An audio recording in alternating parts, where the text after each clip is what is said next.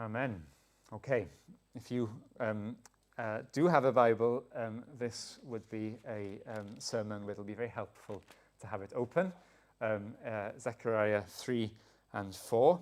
But before we kind of dive right back into it, and as I said, not being aware who was here last week and all that, let's just zoom out a little bit first of all. And I've got the words written down here, what's going on? And I don't mean that just in terms of what's going on in Zechariah 3 and 4 with these visions, but also more broadly. That's a question that comes up. I was sort of alluding to it this morning as well. It's a question that comes up, doesn't it? Particularly when you might be in work or, whatever is your life day to day.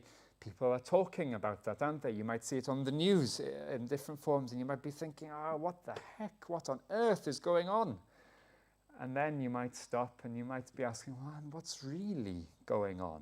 There's all these things that we hear, full changes and so on and so forth. Certainly, it's true to say that we're in confusing times.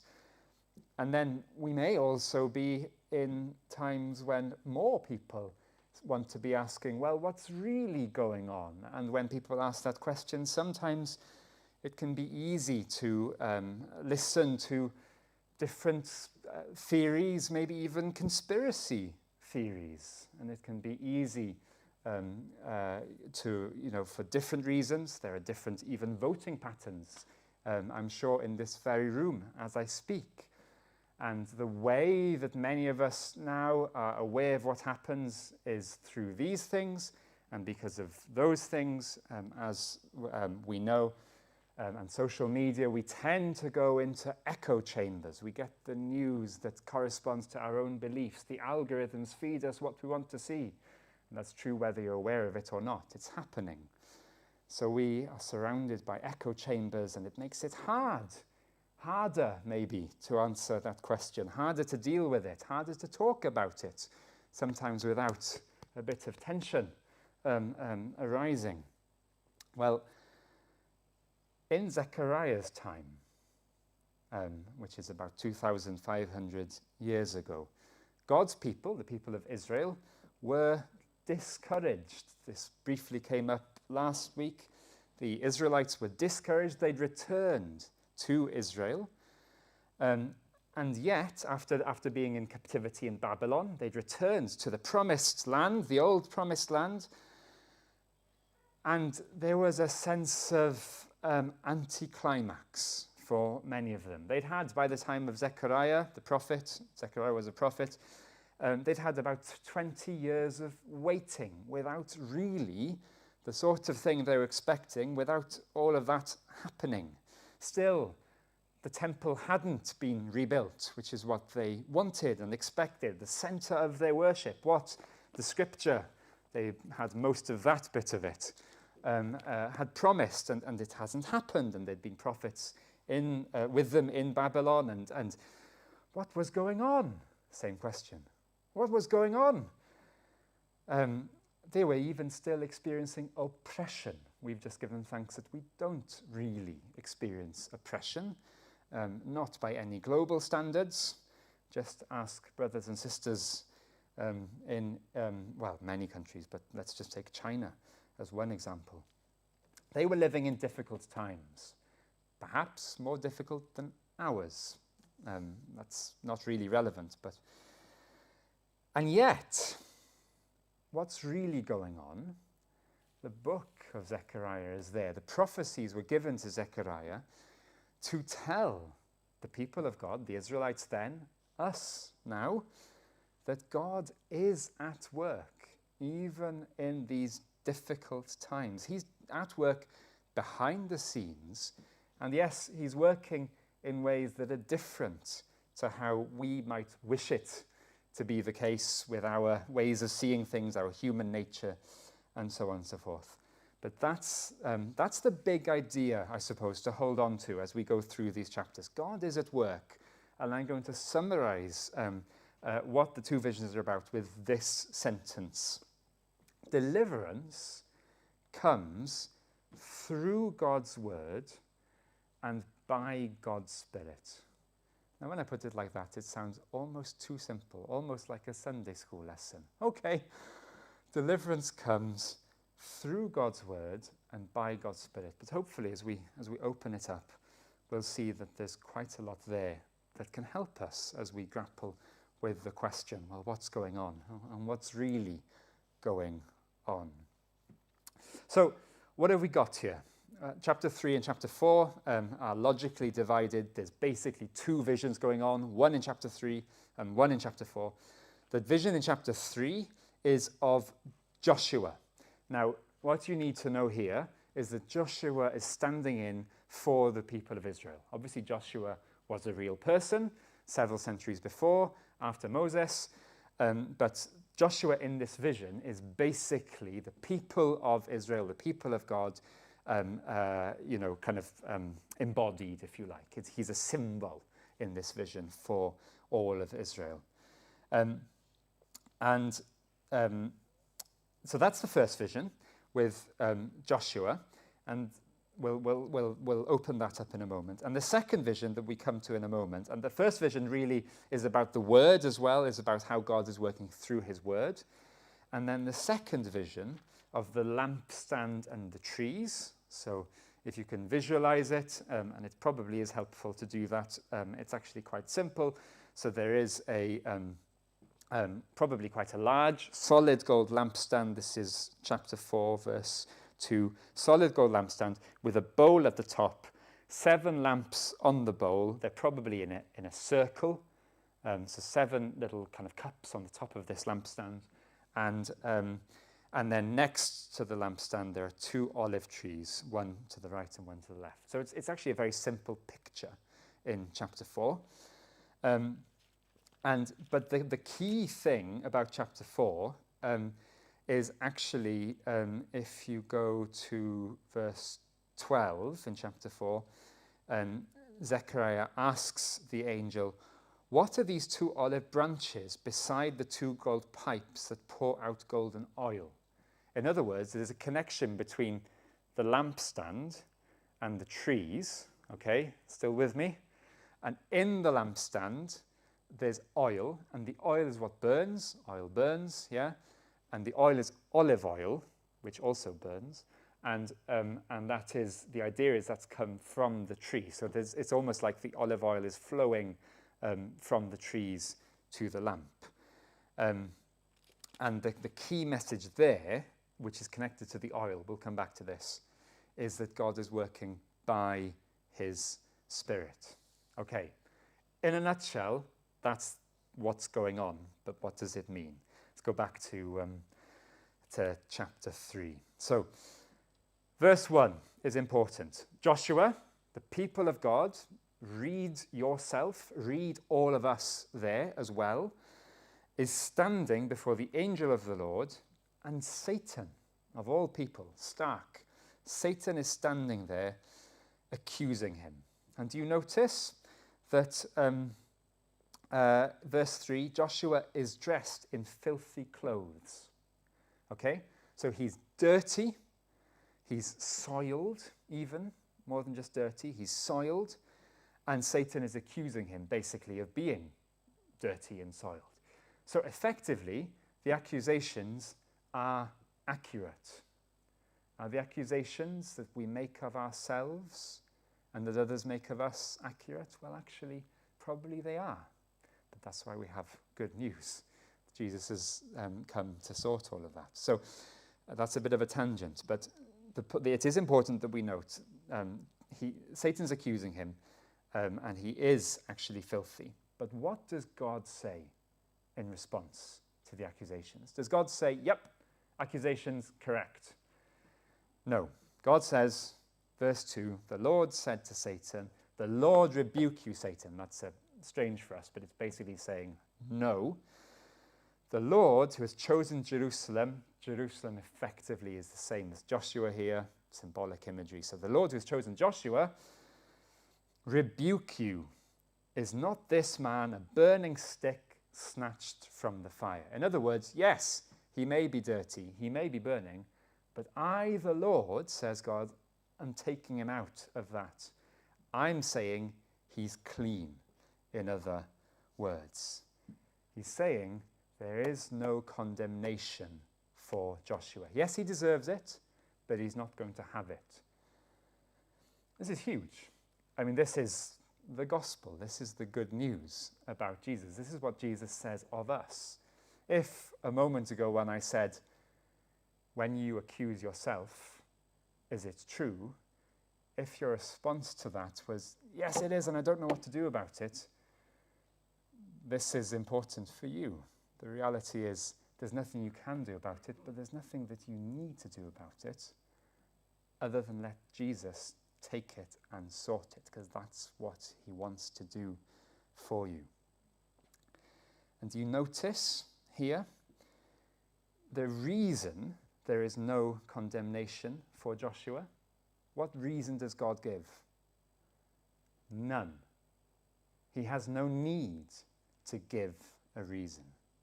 That's great news. He has no need. He doesn't say, he's not condemned because he's done some other good things. No. It doesn't work like that. He's saying, just like that, he's saying, I am saying he's not condemned. End of story. That simple. In other words, it's his word. Sometimes it might sound like we obsess over God's word, but it's important. It's because literally the very fact of God saying there's no condemnation is sufficient. In that sense, God is a bit like a judge in a court saying free. And it may be an image that we're familiar with, but it's good to let it strike us afresh if we are familiar with it. Just the very words, no need for explanation, no condemnation. Not only that, it goes on, verse 7, God says, this is what the Lord Almighty says, if you'll walk in obedience to me, this is to Joshua, so to the people of God, if you'll walk in obedience to me, keep my requirements. So he saved him first, and then he's saying, walk in obedience to me. You will govern my house, have charge of my court. I will give you a place among those standing here. In other words, God has a future for him, and it's a good future. These are all good things. These are privileges, a place to live, a role, a purpose, good things. There are better things to come. God acts. He just says, you're free. You don't deserve it, doesn't matter. I want to save you. You're free. And then he says, you have a future. And you have a future with me, a better future. And how is that going to come about? Well, you notice verse 8, I am going to bring my servant the branch. Sunday school question, who is the branch? Please shout out, somebody. Jesus, yes. Jesus is the branch that's been promised there. Great.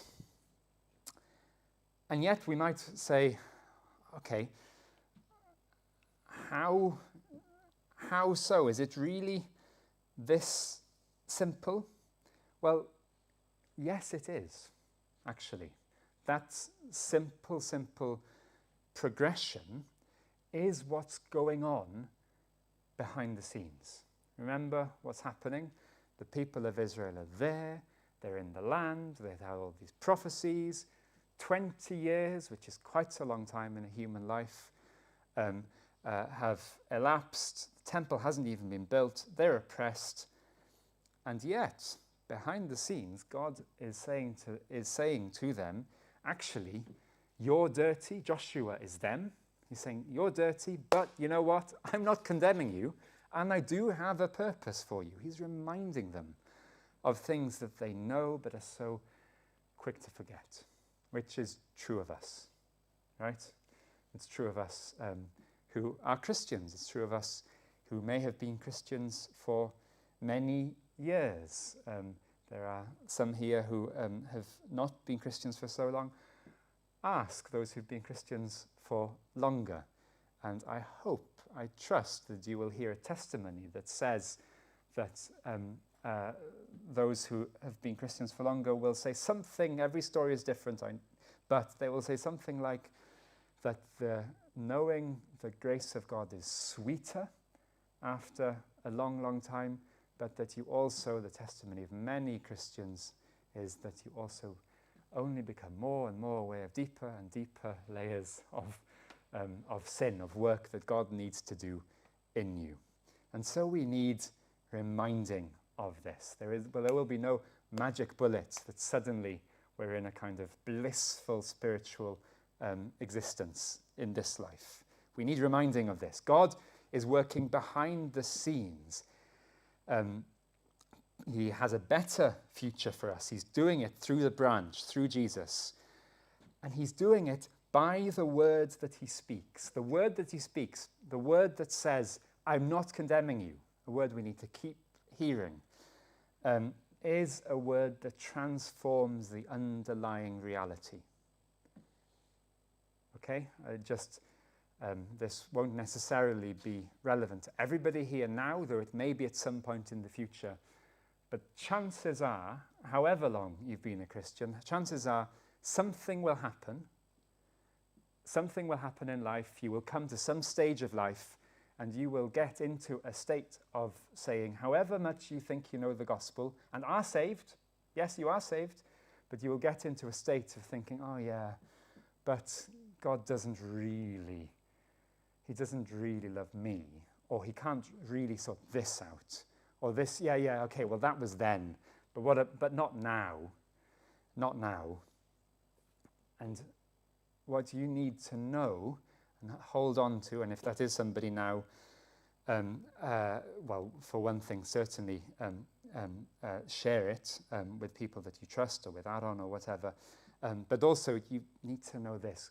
God, just by saying it, has the power to completely change that in your life. And that will be true if it comes to you in some years' time, and it is true if that's you right now. God can transform the underlying reality. I can't explain it. None of us could explain it, but God does this. That's one of the things that he's doing in this passage. And just a final thing here. It is his word. Deliverance comes through God's word. It's his word. Just two final little points here. Not our word. It's not my word.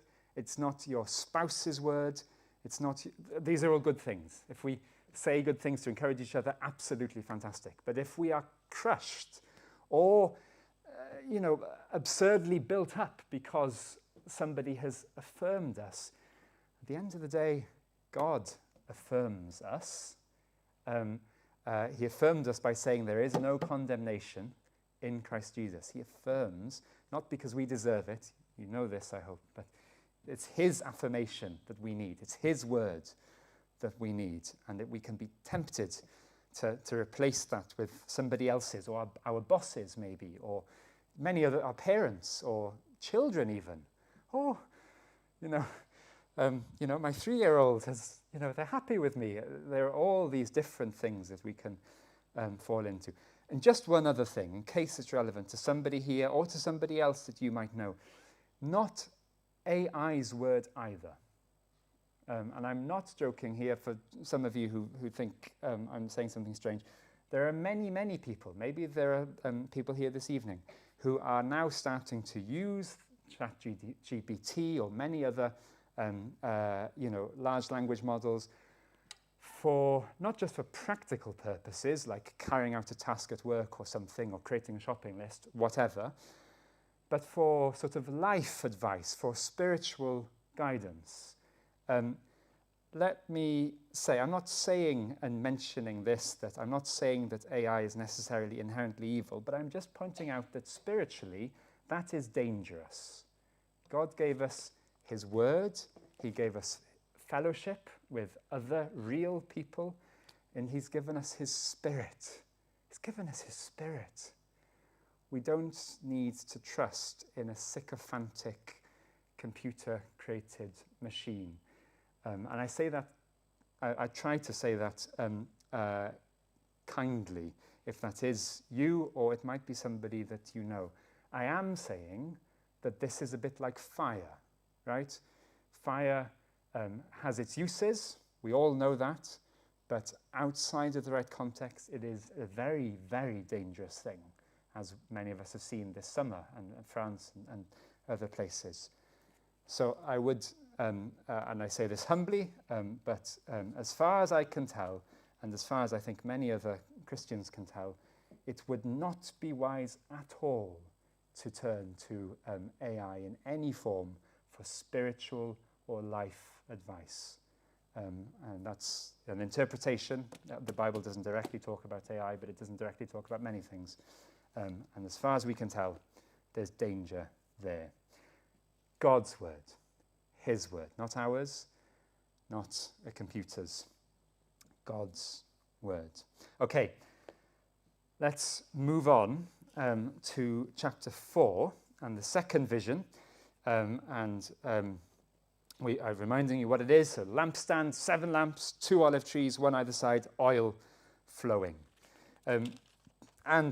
Zechariah says, I asked the angel, verse 4, I asked the angel who talked with me, what are these, my Lord? He doesn't understand. See what the angel says? Do you not know? And Zechariah has to say, he is honest, no, my Lord. And verse 6, the answer starts coming. And the answer seems quite surprising. Verse 6, the angel says to Zechariah, this is the words of the Lord to Zerubbabel, not by might, nor by power, but by my spirit, says the Lord Almighty. By my spirit. Just a word of explanation. Zerubbabel is the officer responsible for the work in Israel of rebuilding the temple and so on and so forth.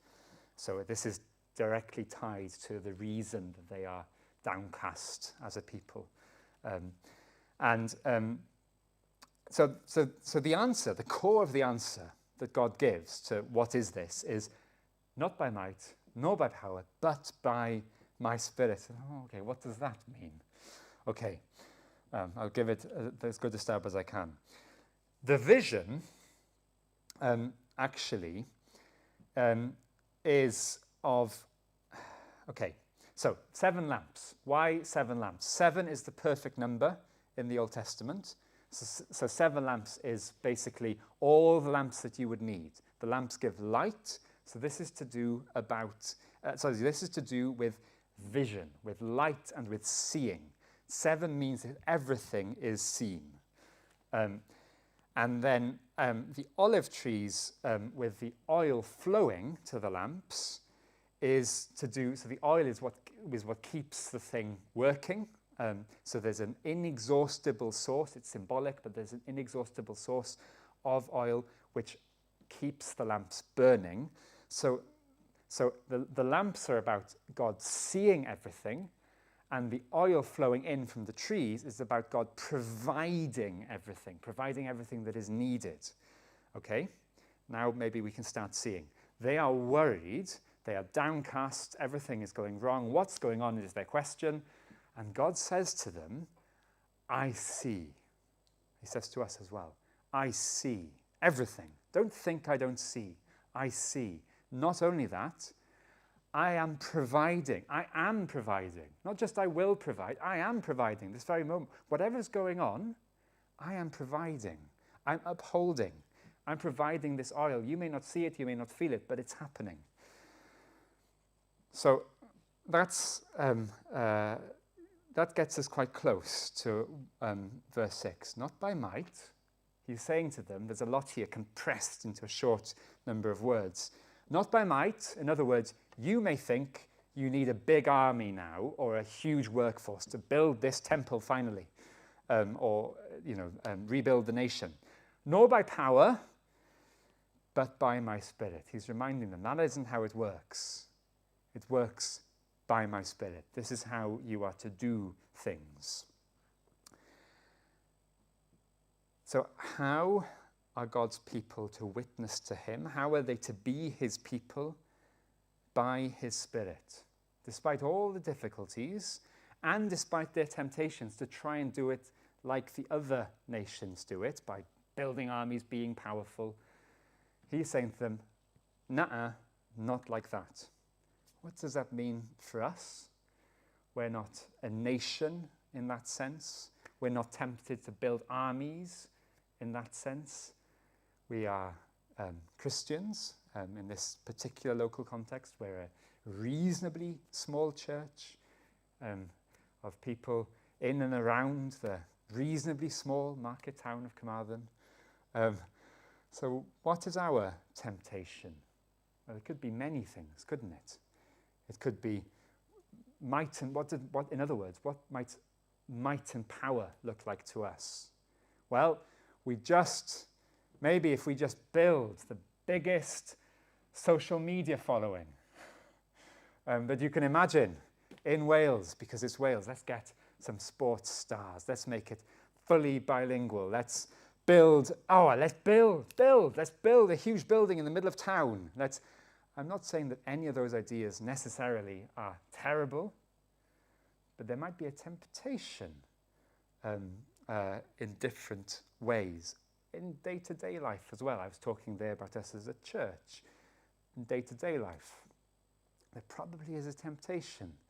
What does might and power look like for you? Well, it could be many things. We all have different lives, different challenges, but it might well be the next promotion or the bigger house or whatever, or more children or whatever. I'm not saying, as ever, that these things are in and of themselves bad things. I am saying that temptation usually lies in that direction. More might, more power. The world poisons us this way. A strong language, I know, but what is the language of the social media age that we live in? Followers. I want people to follow me. That's how we're taught without realizing it. It's dangerous. It is dangerous. And God says to us, no. At whatever level we look at it, he says, no, not by might, nor by power, but by my Spirit.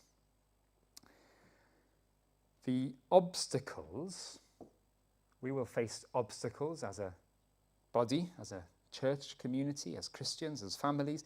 The obstacles will be there, and they will be overcome ultimately not by conventional human resources, but by the strength of the Spirit. That doesn't mean that we shouldn't be sensible and wise. I'm not saying that we shouldn't plan. And again, this is something that we could easily spend a lot of time on.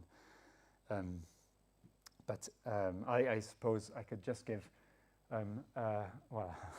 one example. I could give a million examples from our own lives. I'll give one from about 2 or 3, 4 years ago. We had just had, as some of you know, Miriam is 8, she's here somewhere, Arthur is 6. A few years ago, Miriam had just started school. She's in Llangain, we live at the bottom of Johnstown. We had one car. I had a job, still have a job, that requires me to travel a lot. And it wasn't, this is Wales, so you need to be in a car. We couldn't possibly afford a second car. We were praying about it. We even looked into, we were praying and we were planning as well. There was a temptation to worry. How the heck is this going to work? September's coming. How the heck are the logistics going to work out? We started looking into electric bikes. They're cheaper than a car. And maybe Sarah could take the 2 children on an electric bike up the hill to Llangain. Sounded like a good idea. There were some things to worry about, like extreme, windy rain and wind. You all know what it's like in winter.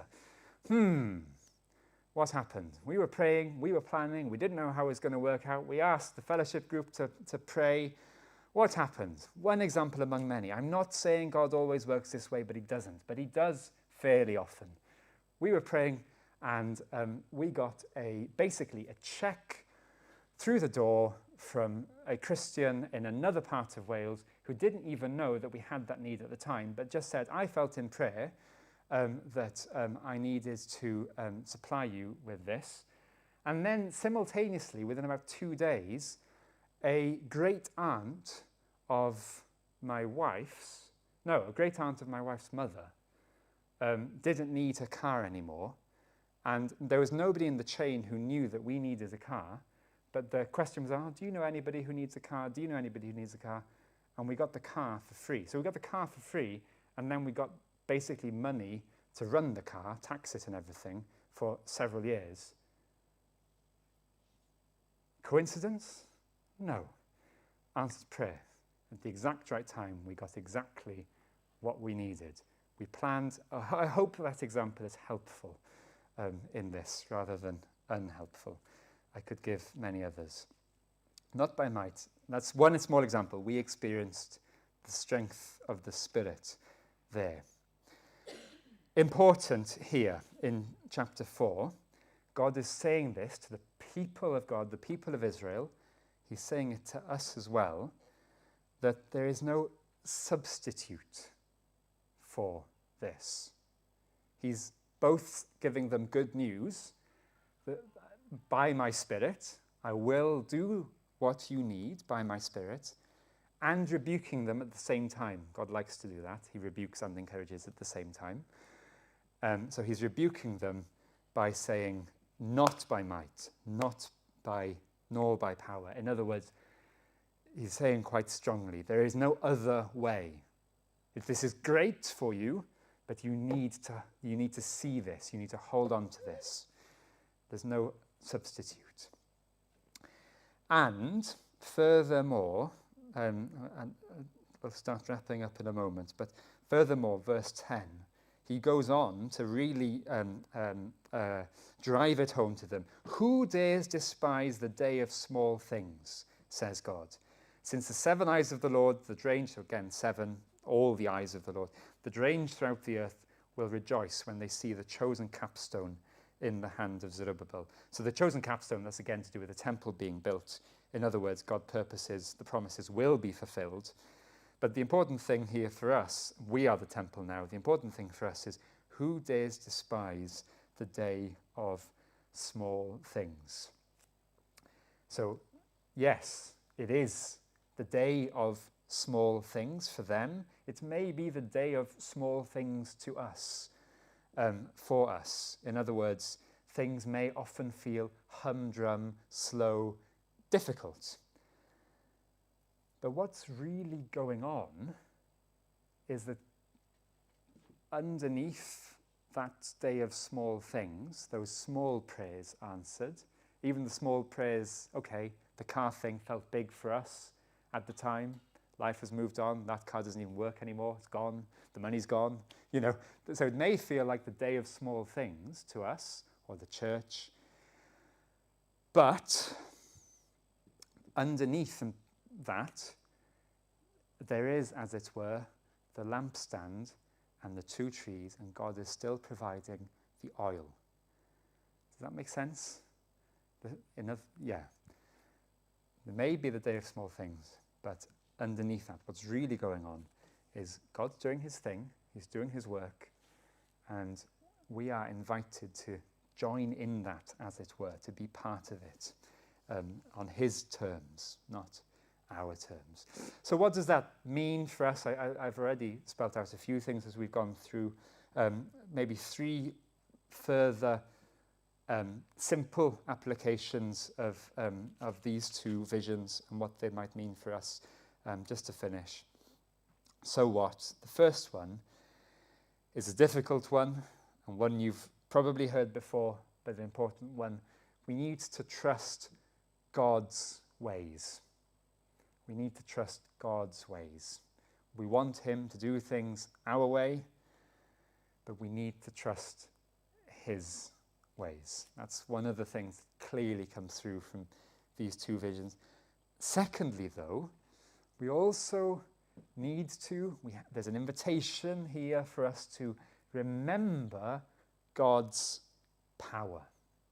Yeah? Deliverance comes, as we saw at the beginning, through God's word. There is no other word that has anything like this sort of power. It used to be the case, it is in some countries, that the word of the king or the queen had an awful lot of power, the power of life and death, of making and unmaking, binding and loosing. We don't experience that much in our day, but God's word absolutely has this power, and it is a power that is at work, yes, in the church when we gather, and also in our lives. But God's priorities are not our priorities. But remember his power. Word, Spirit. This is good news for us. Thirdly, in this. It's clear between the lines in the rebukes that God gives, like when he says, not by might nor by power. When the angel says, don't you know what these are? To Zechariah, many other places too where there are these rebukes. It's clear that the Israelites are tempted to turn to other things. This is obviously the story of the whole of the Old Testament. They're tempted to turn to other things, other places of power, comfort, direction. And that's the third thing for us. We need to trust God's ways. Yes, we need to remember God's power. We also need to keep turning to him. We need to keep turning to him. Easy not to. Easy to fool ourselves that we are when we're not. Easy to refuse to, if we're honest. Easy to say, not today, tomorrow, God. Today I'm going to be angry. Today he deserves to know, or whatever it is. We need to turn to him. And we need to turn to him, not to anyone or anything else. That's good. When we turn to him, we never regret it. It's the best thing that we can do. But we need to keep doing it. So what's going on? What's really going on? What's really going on is that God is at work now as in Zechariah's day. Yes, we see what's on the surface. Underneath, God is doing his work, carrying out his work, now as then. He's bringing deliverance through his word. He's working by his Spirit. Amen.